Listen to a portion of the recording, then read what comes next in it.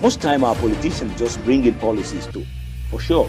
Incidentally, we have several more stories. The legislature was carefully crafted to 22.2% inflation rate as of April this year. What does that say about where we are as a country? I think Nigeria has resorted to being resilient. Before you call a police station, before they even leave, they'll take permission from I don't think there's really anything on ground to improve. the struggle, the ASU strike. You have done your work and put us to the wall.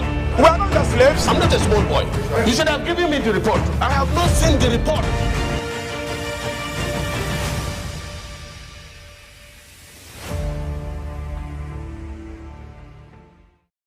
Welcome to Global Morning. The death toll from flooding.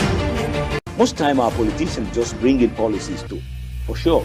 Incidentally, we have several more stories. the legislature was carefully crafted to 22.2% inflation rate as of April this year. What does that say about where we are as a country? I think Nigeria has resorted to being resilient. Before you call a police station, before they even leave, they'll take permission from I don't think there's really anything on ground to improve. the struggle, the ASU strike. You have done your work and put us to the wall. We are not your slaves. I'm not a small boy. You should have given me the report. I have not seen the report.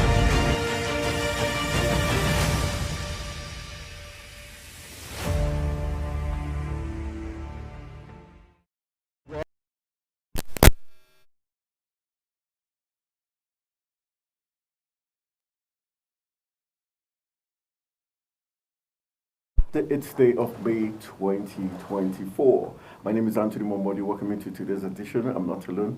I've got Juman Manton, who is ready to dish out all the goodies just for you. All right. My night was great. Why do people ask how was your night? How was it? Because it could be cozy. It could be tough. It could be really long. Okay. It could be like mine was in between. In between. Okay. All right. So I'm supposed to reply with my night was good. Yeah, it's left for you to tell how your night was. That's It was the question. fantastic. You sure? Yeah. All right. To all our viewers out there, good morning. It's a beautiful Wednesday. It's for me. It's a Woman Crush Wednesday, or you can say it's a Wish Wednesday, because women are doing things. Hello. Too many women days. I think they've had enough. Don't say it. We all gang up against you. Oh, that's why they have more women in the world, actually. Yes, we do. And it's great to be in the studio. And we're launching this new settee. Yeah, I've launched it yesterday. So yeah, you were in a hurry. That was below the belt. We have to sign up on. You just jumped. Oh, that's what you get when you're dealing with women. They would always want the best of everything. Of course. And we're made to give you the best of everything. Of course. And don't forget, I am Jumai Manson, and it's a beautiful time. It's a good morning. And we have back-to-back segments for you on Global Morning this beautiful morning. Like I said, first of all, we have Taste and Texture, and then, of course, the business segment, and then sports. And in between entertainment, international news will be hitting your viewership. And then, of course, we have the newspaper review. We have the first and second discuss of the day on Global Morning. All right, she's virtually told you all the goodies, but there's still some more for you to, be part of, as we'll be looking at a very interesting talking point. We'll be focusing on what's playing out. We know yesterday, they call him the strong man of one of the world powers, talking about Vladimir Putin, who was sworn in for the 5th time yesterday. And so we'll be looking at the implications of Putin still being the president of Russia. Then we'll also be looking at what's playing out in Nigeria, where the Labour Congress, civil society organizations have said the 18 naira reduction of the electricity tariff wasn't good enough. So we'll be looking at that issue. And also Rivers crisis is brewing really, really strong. Yesterday we had the PANDEF leader in the person of Chief Edwin Clark spit fire, warning, sending a message to the Inspector General of Police that he should, as a matter of national interest, protect the Nigeria's constitution. And I think he's very right. Yes, very true. What he's saying is the law, the Constitution, Section 109G, says any politician or elected officer who differs from his party to another party, when there's no crisis at the federal level, automatically loses his seat. So directly what it means is that the 27 lawmakers who defected to the APC in Rivers State do not exist. They've lost their seat. They've lost their seat. So he's urging the Inspector General of Police to ensure that his men do not keep shielding these lawmakers to perpetrate illegality. And just yesterday also we had the APC community chairman in Rivers say, Tony Okocha, say, okay, the process of impeachment should begin, and I think it's not really good enough. Let's begin from Putin, where Vladimir Putin swore the oath of allegiance to the Russian constitution at his inauguration for a record 5th time as president, and he has further tightened his grip on power and said the country would emerge victorious and stronger from the current difficult period. The ceremony on Tuesday at the Grand Kremlin Palace was boycotted by the United States and the United Kingdom and several countries from the European Union and Russia's war in Ukraine. The 71-year-old won the March elections by clinching 87.28% of the vote in the poll that analysts said lacked democratic legitimacy after several candidates opposed to the war in Ukraine were barred from contesting by the Electoral Commission. It came weeks after the death of rival Alexei Navalny in an Arctic panel colony.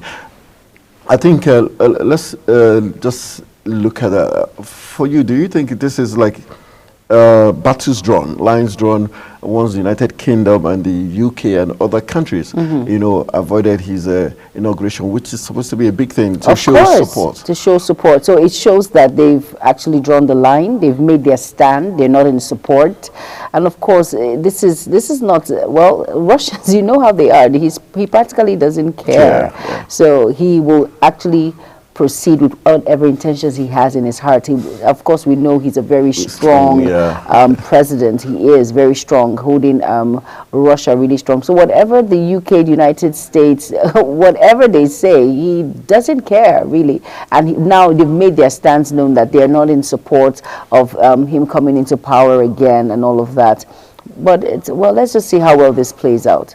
All right, while we see how that plays out, let's come back home from Russia. Russia is quite cold. I don't know if you've been there, but let's come back home and talk electricity tariff. That's supposed to be a joke. You're already shivering, I can see you. No, I'm not. But I was like... Russia is cold. Isn't Moscow cold? It is, but you need to work on your jokes, Tony. Okay, I'm not a comedian, thank God I'm not. All right, let's bring you back home from Russia because he's still in Russia. Let's tell you that as regards the electricity tariff, Nigerians, the organized labor and civil society organizations and the power sector experts have knocked the federal government and the Nigerian Electricity Regulatory Commission neck over the 18 naira downward review of the electricity tariff for end users under Band A. Band A comes again next, and the tariff decrease for customers under Band A feeders on Monday. The Commission slashed electricity tariff to 200.6 naira per kilowatt from 225 naira.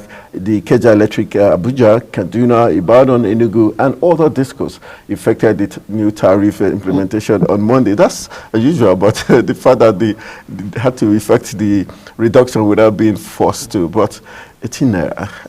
But seriously, how? It's not really. Well, it's something. Well, Labour says it's insignificant. But at least it's something. If they could, so why did they jack it up? But don't you think if they had left it at 100, probably would have shown good faith on the part of the government? Very true. Very true. Very true. But okay. No, we know that Labour has already fixed Sunday as the deadline. If there's no further reduction, they're going to go on a protest and probably try to shut down the economy. Do you think this is still going to hold? The fact that government probably is playing smart. Okay, let's reduce it a little so that they might change their minds. But you know how it is with labor. You know, I've studied them for a while. First of all, it's going to be a 3-day morning strike, and then the 7-day strike. They have their formula. So sometimes you practically don't really want to take them really seriously at a point. Okay. For me, that's my own opinion. I'm just saying. But if you're going to do something, take the bull by the horn and do it. Don't go on warning. You've already said you're going on a strike. Go on the strike and see, because I think that's when the government actually comes into play. They take that action. When there is an action, there's always a reaction. Sure, yeah. So the thing is, well, let's just sit back and watch this, really, Anthony. I really want to watch this. You know, 31st May was the deadline, and now we're here next week. So they've actually changed their minds because they're really pumped up. So I hope this attitude that we see will go a long way to cause some actions from the government. All right, we hope so. And because of electricity, we know it does affect making breakfast. And sometimes, but not all the time. So I thought you were going to get to the kitchen. Okay. Wow. So you cannot go to the kitchen. When I go to the kitchen, you might have a running stomach for 3 days. All right, at this point, over to the taste and textures segment. I wonder what we have in stock for you. Of course, Fatima will be telling us that on this segment. Stay tuned. Don't go anywhere.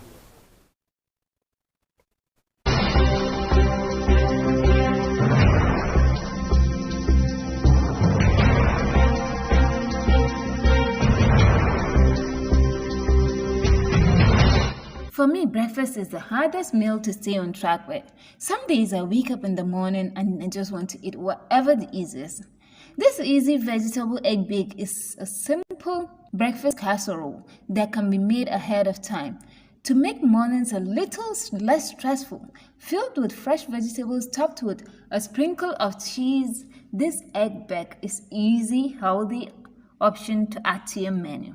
Hello and welcome to another fabulous episode of Taste and Texture. Stay with me because I'll be making one of my favorite breakfast staples. This is a protein-packed veggie egg bake. It is light and fluffy and comes together so easily. The ingredients needed for this finger-licking meal are 10 eggs, 3 cups of almond, cheese, coconut water, parsley, pepper, salt, red pepper and onion pepper, spinach, onions. Let's get busy. Preheat oven to 350 degrees. Crack the eggs into a large bowl and whisk together with the unsweetened almond milk, pepper, salt, and parsley. The stars of the show are the veggies. Now the spinach, which I will chop into bits. Chopped red and orange peppers. You can use any vegetable of your choice, but for me it's spinach. Now let's get cooking. Put the pan on medium heat. Add coconut oil. You can use any oil of your choice. It depends. Vegetable oil, soy oil, you can use any of your choice. Get your veggies, and spinach goes in last for it not to be too tender. Put in the red and orange bell pepper and onions into the pan to sizzle up. Don't keep turning them. Just let it cook a bit and sizzle up and salt. I love cooking with colorful veggies, don't you? For that colorful color. While that's on fire, I'll go ahead to season my eggs with pepper, salt, and parsley. Get a baking tray and put some cheese at the bottom. Stir the veggies to mix with the spinach and cook a bit till the spinach wilts. Then add the egg into the mixture and mix well. Pour in the mixture into a baking tray. Sprinkle some cheese on the top and bake for 30 to 35 minutes. Your meal is ready. While you're enjoying your food, we need to watch what we eat and remember to eat healthy. Here's a little tip on what you gain when you eat this. Egg baked loaded with veggies are my favorite way to start the day. They are high protein and fiber and the best way to eat low calorie while keeping your blood sugar happy. Veggies are loaded with fiber and water, 2 main important ingredients, very important for losing weight and maintaining a healthy diet. That's all for today. Join me same time for another exciting mouth-watering episode. Bye.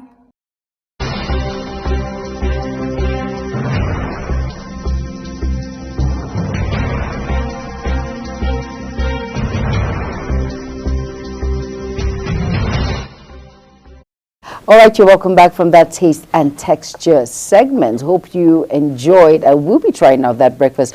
Anthony, what do you think about that? Baked eggs, delicious with cheese. Yeah, and I'm just thinking, just spicing with suya would, it makes it pepperish and nice. I don't understand. Suya, suya? No, because no, but truly, your food combo is whacked, Anthony. No, suya. Suya with it the goes eggs. with everything. Yeah, the eggs it's soft. But you didn't even mention pepperish. yam or Irish potatoes or bread. I don't like Irish potatoes. It's, I think, bread. But do you see that's what's macaroni or spaghetti? No, so you can mix yam with spaghetti cheese. No, that was the egg. Please. All right. All right, that's the taste and texture segment. Hope you will be trying it out. And Anthony Momodu has... Was that supposed for breakfast? Yes, for breakfast. I felt it looked more like for dinner. For dinner, it could, well, it depends. It depends, basically. Well, you can have that, and you can maybe have like boiled rice by the side with it, or spaghetti by the side. Why wouldn't you just eat one thing? Why do Africans, Nigerians like to mix stuff? Because we like to eat in large quantities. We cannot, of course. No, I'm English. You just eat light. Eat light. No, you don't eat light. All right, let's go where they don't eat light. I only say light. Where they eat a lot of fishes. I'll take you to River State. Lot of crisis in River State. As yesterday we had mammoth news coming from River State. First, the River State government has slammed the All Progressive Congress (APC) over its planned impeachment process, where the APC committee chairman for the state, Tony Okocha, has said, okay, the House of Assembly should start the process of impeaching the governor, Sim Fubara. Yeah. But it's very funny because on one hand, Tony Okocha, according to the Commissioner of Information of the state, Joseph Johnson, says Tony Okocha is not an APC member. True. And so doesn't even have, he's standing on one leg in that party. Then secondly, the 27 lawmakers from our constitution, section 109G, says when persons who have been elected into office in a party defects to another party without any crisis in the federal, automatically you lose your seat. So those 27 people do not exist according to the commissioner. So why try to stoke fire when there's none? There's none, first of all. Then secondly, even illegal, you're trying to move somebody who is legal. Exactly. Like I said yesterday, we went for a press briefing where the Pan Niger Delta Forum leader in person of Chief Edward Clark came out spitting fire, warning the Inspector General of Police to protect the Constitution, ensure that these 27 lawmakers are not shielded by his men. So I think, and he said, what if some weekend the FCT minister continues his antics and tries to remove Sim Fubara, there's going to be kind of chaos, of course, that will consume not just the state, the region, but the country in extension, and which is a very, very vital point, and which is not a very good news for the Inspector General of Police. So we are hoping that the Inspector General of Police would be able to see reasons and discuss with his men, first of all. Then the president, who also has been accused of putting party interest over national interest, I think has to have a rethink. We know, and he should have a stand-in when it comes to all of this. He should at least make his stance known. I think it's very important because we all look up to the president, and whatever he says, and we know he listens. Of course, he listens. So the best thing he can do is get a stand and then just put an end to all of this. It's very important. I feel Nyesom Wike, the FCT minister, should concentrate on his terrain and allow Sim Fubara do the needful when it comes to River State. I think it will go a long way to play a long way, and people will understand. But of course, there will always be allegiance when it has to be people who are. But let them do the right thing. That's what we're saying. We're not saying don't be loyal to Wike, but do the right thing. It's very simple. It's very easy for you to say, Anthony. It's just like when you say my allegiance is to a particular. It's to an individual and then you're not in good terms with that individual, I am in the same state with you. Of course, I have a role to play when it comes to frustrating whatever the person is doing, just to show my loyalty to Mr. A, who I am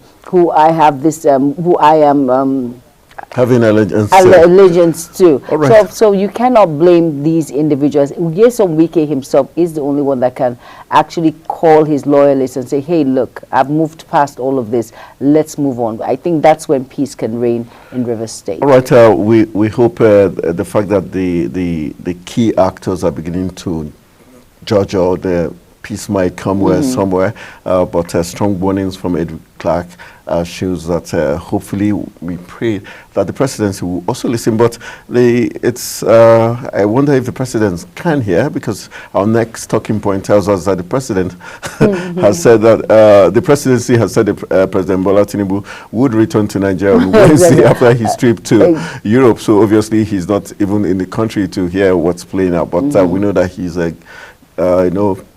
information and strategy official in President Bayo Onanuga will be heads up to let him know what's playing out, and the Inspector General of Police would do the needful so that we can have peace in the in Rivers State, because obviously if there's chaos in Rivers, it's definitely going to affect the entire country. We've got some business news we want to share. Yes, we have the business segment, and it's come. Of course, Kike Lomo Okere has that. And I thought it was Wednesday was Take Back Wednesday of all the financial money. No, Tuesday is Take Back. But now that we don't do Tuesday, we have to shift it to Wednesday.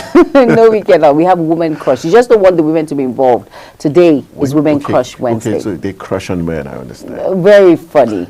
Of course, it's the business segment with Kike Lomo Okere. Stay tuned. Hello and welcome to Business Report on Global Money. The Central Bank of Nigeria has directed the banks to begin charging 0.5% cybersecurity levy on transaction. A circular released by the Apex Bank rules out that the implementation of the levy will begin 2 weeks from the day of its announcement. The circular was directed to all commercial, merchant, non-interest and payment service banks. The circular revealed that it is a follow-up on the earlier letter dated June 25, 2018, in compliance with the Cybercrime Prohibition Prevention Act 2015.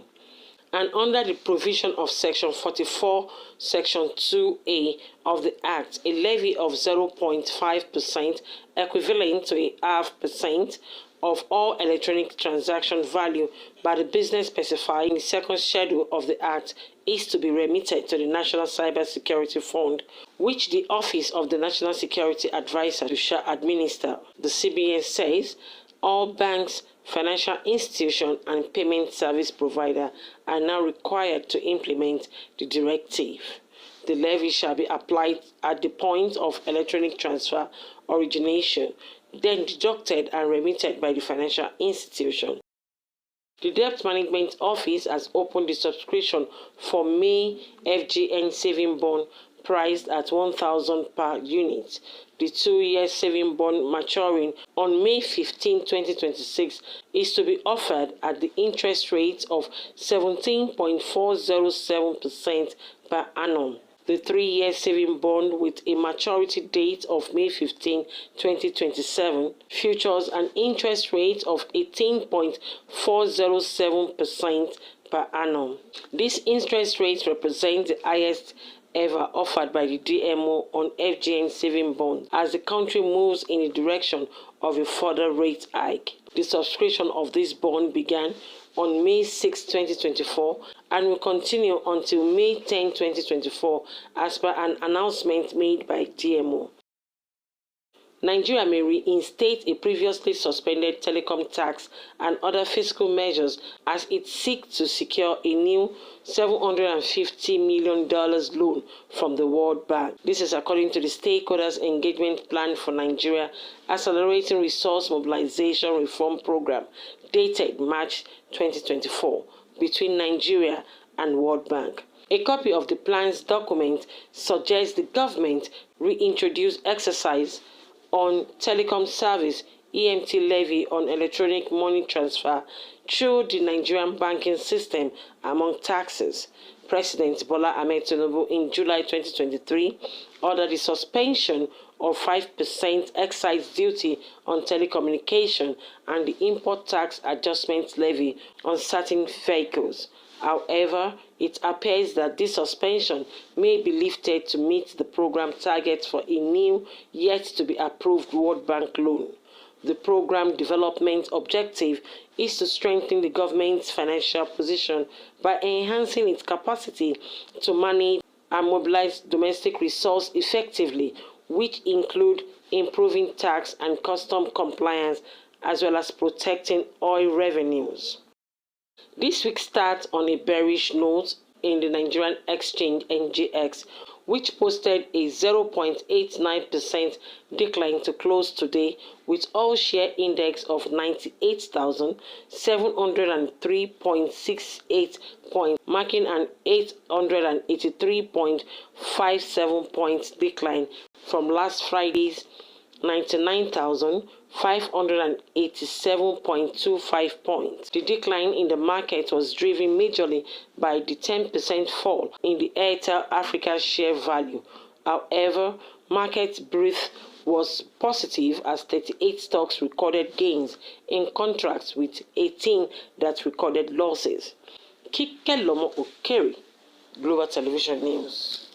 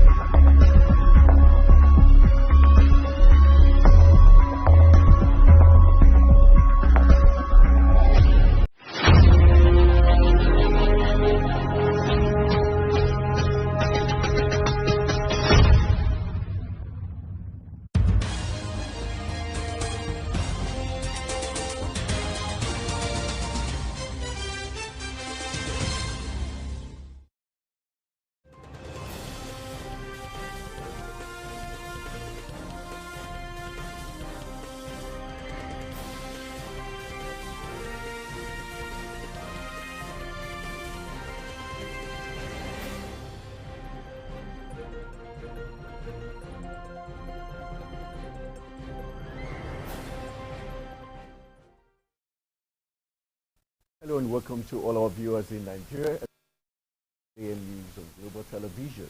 We are live in the nation's capital, Abuja. I am Anthony Momodu. As part of activities to mark the National Nurses Week, the Abuja chapter of the National Association of Nurses and Midwives has submitted a letter of complaint against the closure of nursing verification portal by the Nursing and Midwifery Council of Nigeria. Samuel Odi has the details.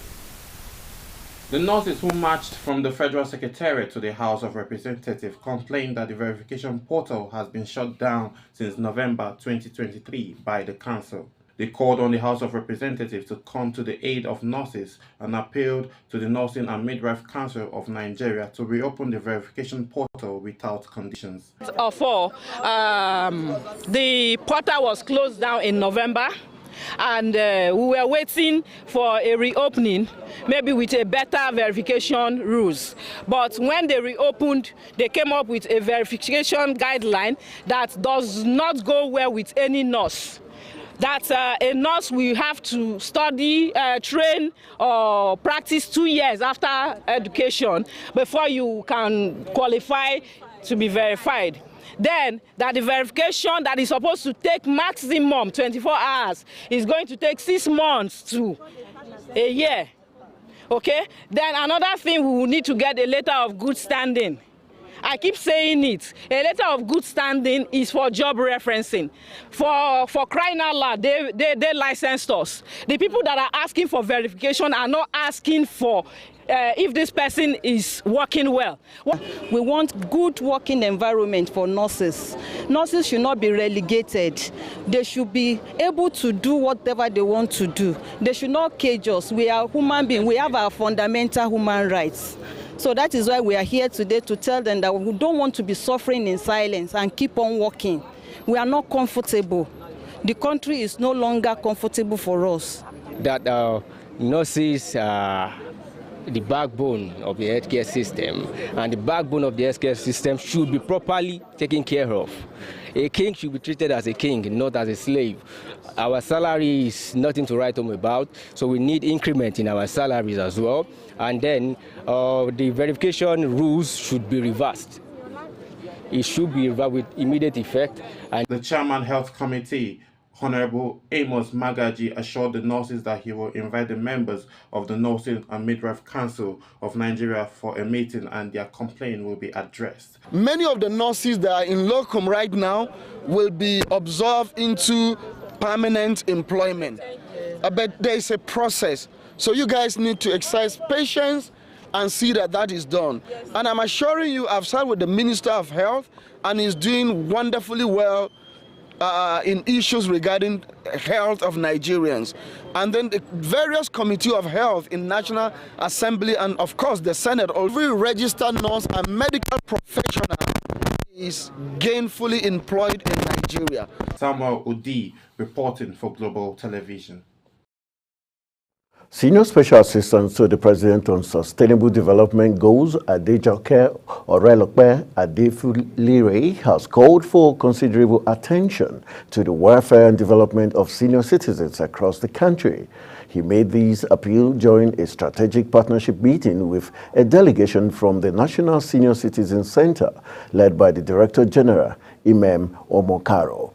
Orelope Adefulire, the call for greater attention to senior citizens comes amid growing concerns over issues such as access to health care, social inclusion, and economic support for the elderly, which have been exacerbated by various socio-economic factors. The Chief Whip of the Senate, Ali Ndume, has raised concerns over alleged inadequacies noticed in the renovated Senate chamber. Senator Ndume, who raised the issues through Order 42 of the Senate Standing Rules, said what was supposed to be a chamber has been turned into a conference hall, which, according to him, is not acceptable. Kike Lomo Okere has the rest of the story. On defection from one party to another.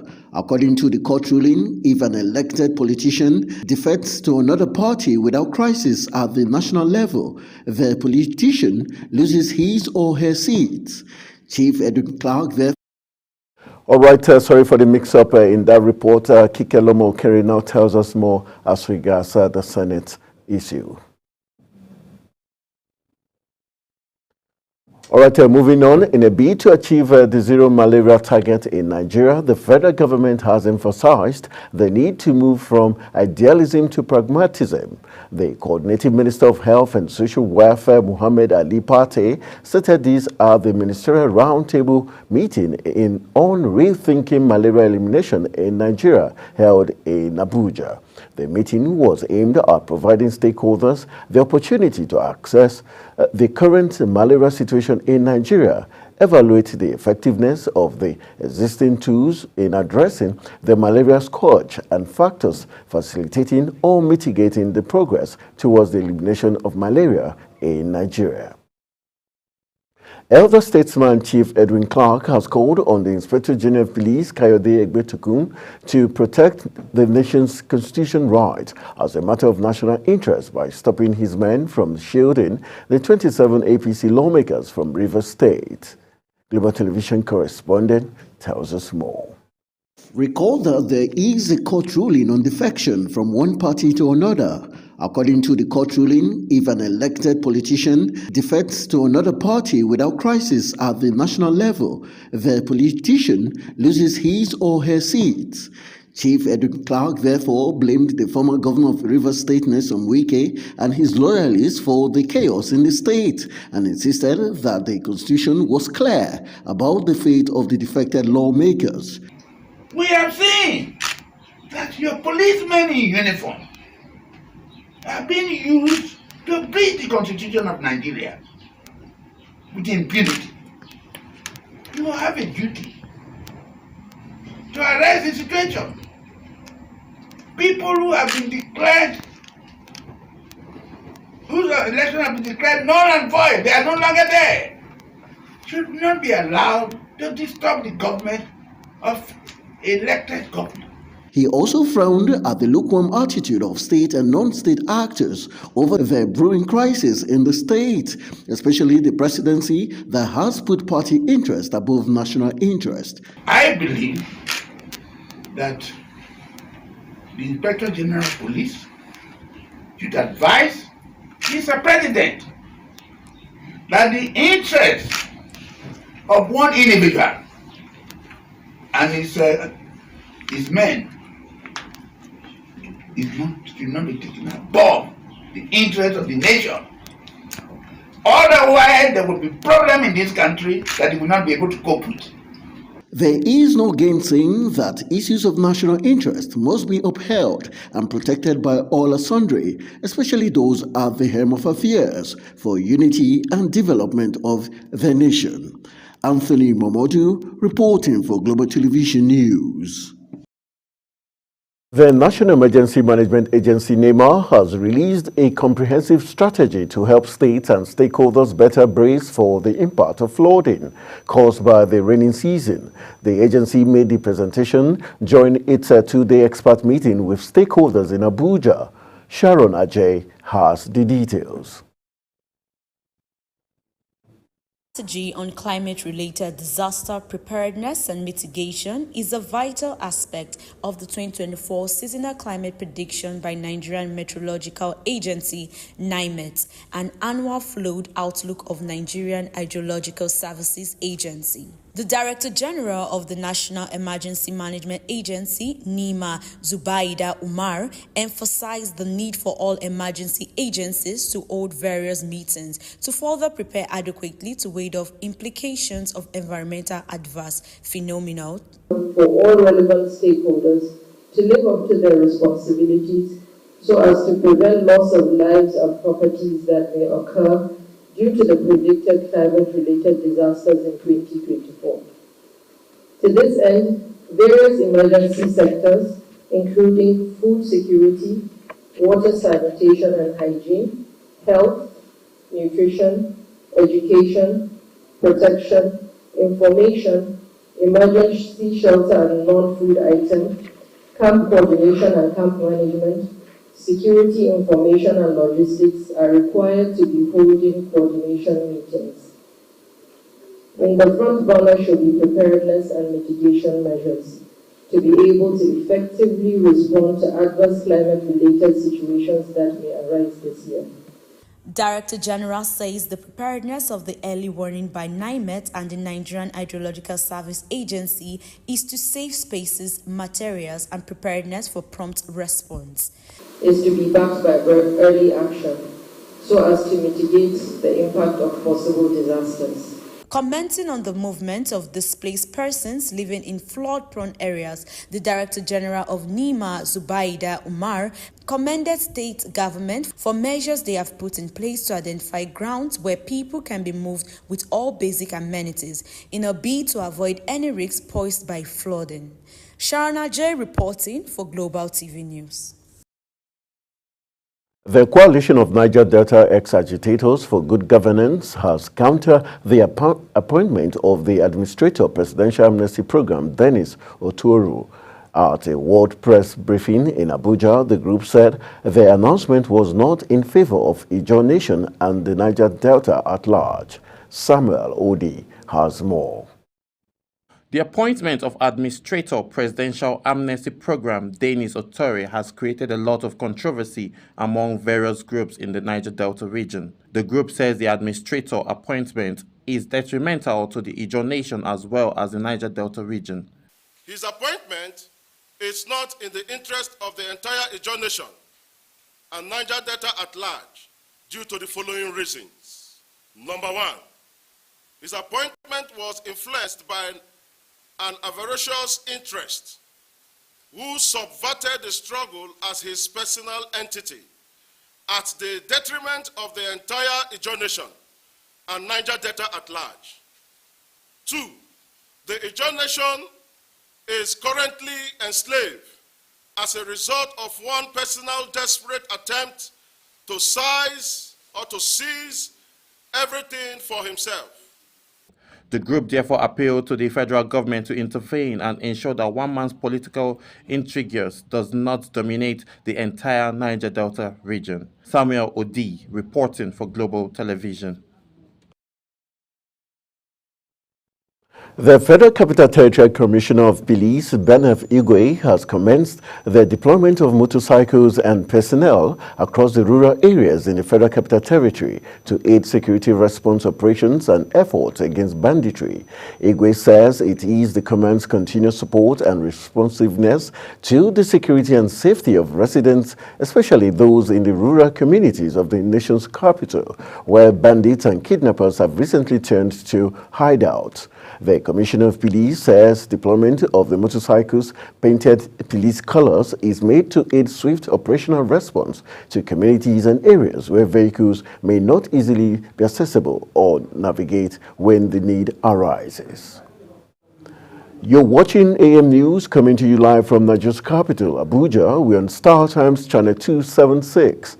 Kindly follow us on all social media platforms using the Global TV NG and other handles now showing on your screen. When AM News returns, federal government to ban Naira from crypto trading platforms. These and other stories coming right after this break. Do stay with us.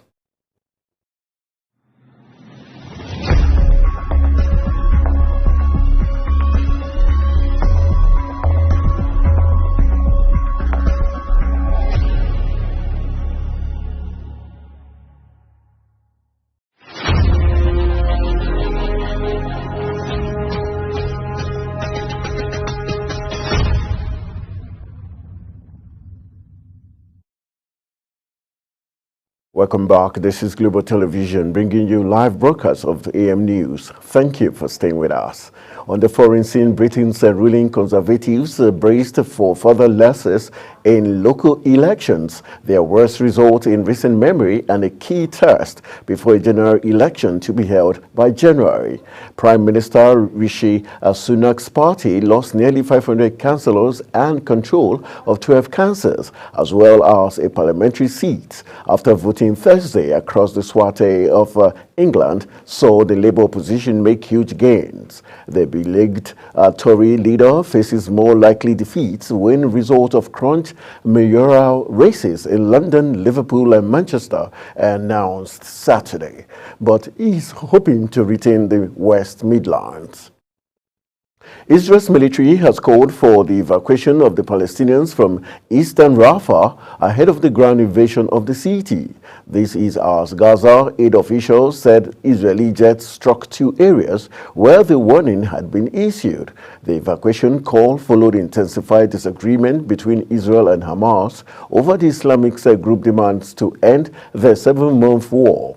During weekend talks in Cairo, consultations between 2 other mediators, the United States and Qatar, were expected on Monday in Doha, but state-linked media in Egypt said negotiations had stalled after a rocket strike killed 4 Israeli soldiers on Sunday. Israeli Prime Minister Benjamin Netanyahu has vowed to send ground troops in against Hamas fighters in Rafah, regardless of any truce and despite concerns from the United States and other countries and aid groups. Truce talks were expected to resume in Egypt, aimed at halting months of war in Gaza between Hamas militants and Israel that have triggered widening protests around the world. Mediators from Qatar, Egypt, and the United States have been waiting for the Palestinian Islamic movement to respond to a proposal that, according to details released by Britain, would halt fighting for 40 days and exchange hostages for Palestinian prisoners. Months of negotiations stalled in part of Hamas's demand for a lasting ceasefire, and Israeli Prime Minister Benjamin Netanyahu's repeated vows to crush the group's remaining fighters in Rafah along the Egyptian border in Gaza's far south.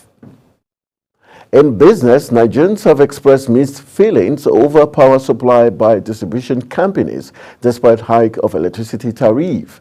They said the situation has become worrisome and unbearable amid the economic situation in the country. Edikan Emmanuel has the report. That has continued to defy treatment.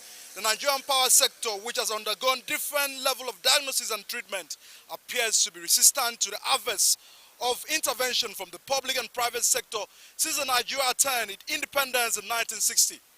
Whatever the situation, the reality today is that many Nigerians do not currently have access to as much power supply as they want. In the Federal Capital Territory, residents react to the current state of power. The electricity in this area, let me say Nigeria as a whole, the electricity is very, very poor. I live in Life Camp and we are under Band A, and we have not been experiencing the 20 hours provision that we are supposed to have. So it has been epileptic, and really we can't do much. We definitely want government to do something about that, to improve the electricity supply, and we will really appreciate that. It's nothing to write home about. I know in some cities they have a substantial amount of power supply, but if you look at many other places, even in the city here in Abuja, we usually don't have. Sometimes we manage to get light maybe 6 hours a day. Sometimes it doesn't stay, it just come, it goes. And when I was growing up as a baby, and you know, there will be light. So when light goes off and light comes in, you know, we shout, they brought light, hey, NEPA. Now I'm getting old, I'm coming of age. I don't expect that to still be happening now, especially when you are in Abuja. It's nothing to really write home about, because I'm surprised that they came up with this banding system where they claim some people will be having power for 20 hours, 16 hours. But as far as I'm concerned, maybe it's just a way of getting some people to pay more. Because for us, in my area, we're in Band B, and we don't even get light for days, and yet you say it's Band B. So for me, I think the interest of the power company is what is being protected. Based on my experience on how I met the electricity there was very, very bad, really, because they actually don't get light for more than 2 to 3 hours. My experience our side, I think it's a little bit good, but not like before. As of last year December, we're more like having frequent electricity. I think I can say we had electricity for up to like 15 hours a day last year December, but now it's not as it used to be, though it's just like a minimal decline in the way they give us electricity. But the residents here at the Federal Capital Territory are calling on the government, particularly the Minister of Power, to hasten the process in restoring power to the darkened area of the city and the country. Edikan Michael reporting for Global TV News. The Socio-Economic Rights and Accountability Project, SERAP, has given a 48-hour deadline to the federal government to withdraw the 0.5% cybersecurity levy imposed on Nigerian people. SERAP made this known in a statement on its official X handle to react to the Central Bank of Nigeria CBN directives to commercial banks and other financial institutions to start charging cybersecurity levy. The federal government, through the Securities and Exchange Commission, is set to delist the Naira from all peer-to-peer crypto platforms as the government steps up effort to tackle exchange rate manipulators and dollar racketeers. The development came against the backdrop of the recent moves by the federal government to regulate Nigeria's crypto market, estimated at $57 billion. The newly appointed Director General of the Commission, Imomotimi Agama, disclosed this government's latest plan during a meeting with members of the Nigerian blockchain industry. Agama confirmed that the government was currently drafting a new set of regulations to govern the crypto sector. In pursuit of securing a new $750 million loan from the World Bank, the federal government may reintroduce previously suspended telecom tax and other fiscal measures. This is according to the Stakeholder Engagement Plan for Nigeria Accelerating Resource Mobilization Reforms Program between Nigeria and the World Bank. The government might reintroduce the excesses on telecom services and levy on electronic money transfers through the Nigerian banking system, among other taxes. The federal government, through the Corporate Affairs Commission, has issued a 2-month registration deadline to point-of-sales companies to register their agents, merchants, and individuals with the Commission in line with the legal requirements and the directives of the Central Bank of Nigeria. The agreement was reached during a meeting between fintechs and the Registrar General CAC Hussaini Ishaq Magaji in Abuja. According to the Nigerian Interbank Settlement System, there are over 1.9 million POS terminals deployed by merchants and individuals nationwide. Speaking at the meeting, the CAC boss said the measures aims at safeguarding the businesses of fintech's customers and strengthening the economy. Experts have called on the federal government to implement policies that would encourage investments in the country's technology ecosystem. They stated these are the 3rd edition of the TMT Business Law Breakfast Series 2024 organized by the Duale of Ovia and Alex Adedipe in Lagos recently. The managing partner of Duale, Ovia and Alex Adedipe, Adeniyi Duale, noted that investment policies and trade would determine how well tech thrives in the country. According to Alex Adedipe, Nigeria's ecosystem is doing a great job in attracting global investment, adding that Nigerian-founded tech companies raised more than $2 billion in 2023. He said Nigeria needed good investment and policies to be able to harness good investment and policies to be able to harness its potentials. And wrapping it up, the Nigerian National Petroleum Company Limited has once again appealed to motorists to shun panic buying of the product. In a statement signed by the Chief Corporate Communications Officer NNPCL Olufemi Soneye, assures that the supply of the premium motor spirit will continue to improve NNPCL stated that it has over 1.5 billion liters stock of PMS, which is equivalent to over 30 days sufficiency, adding that it is collaborating with relevant agencies to address hoarding and other unwholesome practices. The Nigerian Upstream Petroleum Regulatory Commission says the international oil companies have proposed 26 oil blocks to be divested to indigenous companies with 8.211 million barrels of oil reserves. The Commission's Chief Executive, Benga Komolefe, said these at the industry dialogue on IOC's divestment on oil and gas assets in Abuja.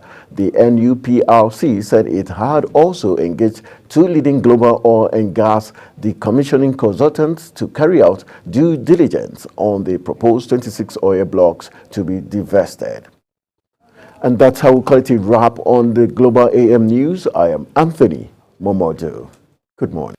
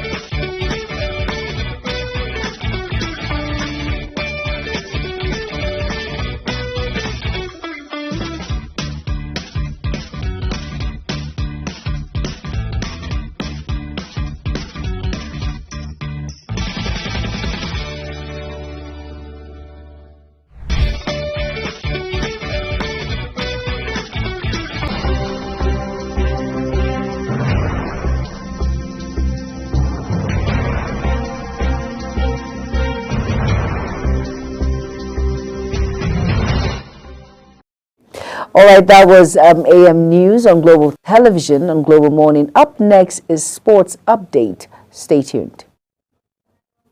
Hello, sports fans. Welcome to Sports News Update. Let's begin from the World Table Tennis World Championship, where Aruna Quadri will face off with South Korea's Choi Dae-sung in the men's singles round of 16 of the World Table Tennis Saudi Smash 2024 taking place in Jeddah. The Nigerian once again showed character as he came from behind to edge Lee Sang-soo of South Korea 3-2 in 9-11, 9-11, 11-9, 11-7, 11-1, and 11-3 in a round of 32 slugfest at the King Abdullah Sports City Affinity Arena. The nail-biting win set up the potentially scintillating clash with the 21-year-old world number 45, who will be looking to avenge the defeat of his compatriot. Aruna made a flying start to his Saudi Smash campaign by coming from behind to beat Sharat Kamal Chanta 2-3 in a 11-8, 13-8, 8-11, 5-11, 11-13 victory, who won the two singles titles at the ITTF Pro Tour, the first in 2010, and reached the semifinals in the men's singles event at the 2017 World Championship. Isaac Success scored his first Serie A goal of the season for Udinese, who denied Napoli victory and earned the Friulani a 1-1 draw in their bid to avoid relegation. Success, who was also introduced in the 53rd minute for the Brenner de Silva, took a sublime torture to control Christensen and knocked down a cross at the back post before turning in his strike from 6 yards in additional time of the counter. The goal was Success's first Serie A goal in 379 days. The game was Success's 25th Serie A appearance this season with 1 assist. The strike cancelled out Osimhen's 51st minute opener. Osimhen broke the deadlock for the Partenope when he ran in between two Udinese centre-backs, Wallis and Zaraga, to head in Matteo Politano's delightful cross past his compatriot Maduka Okoye in goal for Udinese. He, however, did not celebrate his goal. Erik ten Hag vowed to battle on as Manchester United manager despite admitting that he hit a low point in a troubled season at Crystal Palace on Monday night. United suffered a club record 13th Premier League defeat as they were hammered 4-0 at the Selhurst Park and have now conceded 81 goals in all competitions, the most since 1977. Ten Hag compared the lack of fight in his team to the spirit shown by their supporters as he branded the woeful performance not good enough by far. Ten Hag insisted that he remains the man to take United forward in the face of the crippling injury crisis. Ten Hag insisted the players are still behind him and refused to blame Casemiro, who had a torrid night from the moment Michael Olish scored the first of his 2 goals. And that's how we call it a wrap on the Sports News Update. I am Anthony Momodu.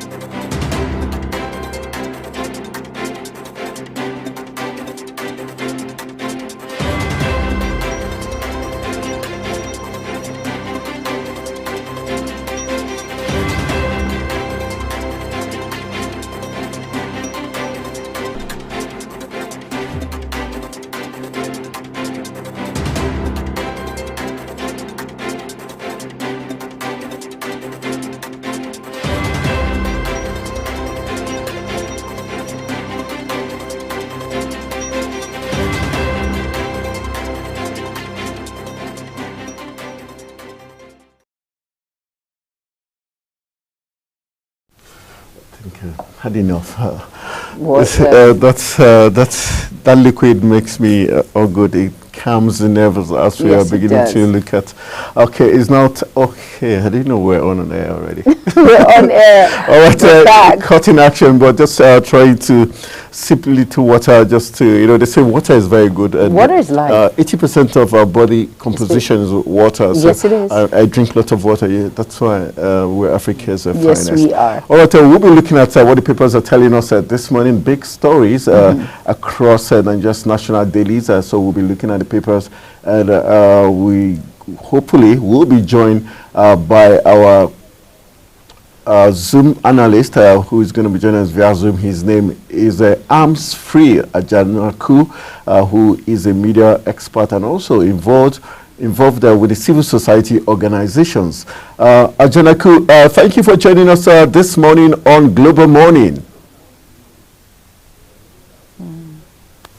Ajanaku, can you hear me? All right, he hasn't joined us. Hopefully, Arms Free Ajanaku will be joining us via Zoom so that we can get his take as regards the big stories on the national dailies this morning. But we'll be looking at what the papers are saying. Which of the papers have you got in store? Let's begin with one. We are going to begin with the Vanguard. And the caption says oil block. And it says federal government removes signature bonus to woo investors. And then also on the Vanguard, we have UB records 110%, Edo Gobe Obaseki legacy group set for showdown. And still on the Vanguard, it says impeach Fubara now. Rivers APC urges 27 assembly members. And still on the Vanguard, it says propelling Nigerian towards renewal. And controversy trails CBN's cybersecurity levy on electronic transactions. Cybercrime, of course, we know it's on the rise. You know what happened to that Nollywood actress, Sean George, of course. And then Tinubu returns to Nigeria today. Okay. Just wanted to get the info on that. What happened to him? Cybercrime, transactions, how accounts are being hacked and all of that. Okay. So it's a cyber issue. So one has to be very careful. The question is, why did the federal government or the CBN, decide to put, levies on Nigerians when they virtually do not stop the hackers from stealing Nigerians' money? So are we paying for services they are not rendering? Exactly. And if Nigerians should pay, why should we pay for what they are supposed to protect? Because it's under that domain. Of course. So I don't think Nigerians should pay extra because you're protecting their monies. It should be, that's why we're leaving it in your care. Exactly. So we will get to the root cause of all of that. And still on the Vanguard, we're looking at Infinity I Trust. Of course, that's your bit when it comes to okay, that's talking about Trust Ekonga, who is Nigeria's vice captain, who led Nigeria to the second place at the 34th edition of the African Cup of Nations. Infinity I Trust, it's a strong one. It shows you that the players are beginning to back the newly appointed local coach of the Super Eagles. But how well and how much trust, we're going to find out when they play South Africa and the Squares of Benin Republic to qualify for 2026 World Cup. Because if they don't qualify, the story will not be infinity. It will not be palatable for the Super Eagles because we didn't qualify for the last World Cup in Qatar 2022. All right, we've got some other big stories still with the Vanguard newspaper. We've got propelling Nigeria towards renewal.